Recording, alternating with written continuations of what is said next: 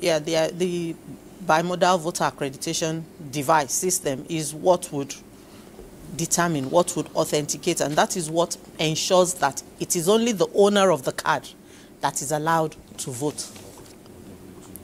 Because the details in your card are already embedded in the BVAS device. And so when you turn up, when we're using the smart card reader, the information was in the card. But now that we're using the BVAS, the information is in the device. So like the former chairman of the commission actually said, INEC cannot do anything. Ideally, you can turn up with your generated printout. You actually don't need the card, the physical card itself. But the reason why we're still using the card is because the law has not been changed. The law says you must turn up with your PVC, but it is not the information in the PVC that we require.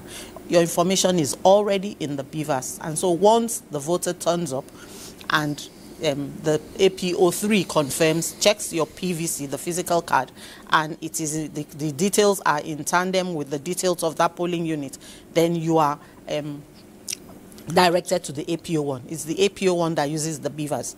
And so the APO1 would authenticate you, either by capturing your biometrics or your facials.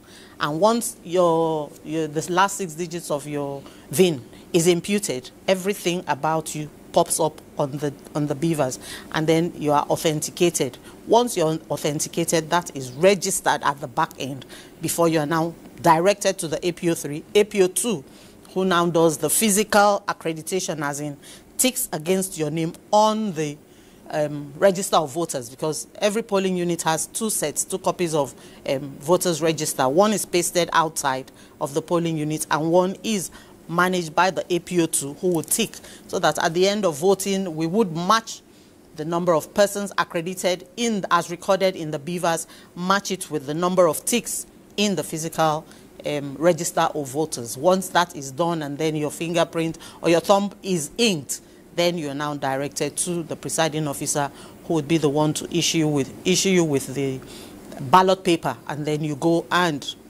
thumbprint against the candidate of choice or your party of choice, and you drop your ballot paper properly folded in the ballot box, and then you can step out and wait to watch or observe what is happening in the polling unit if you choose to. Otherwise, you're free to go home.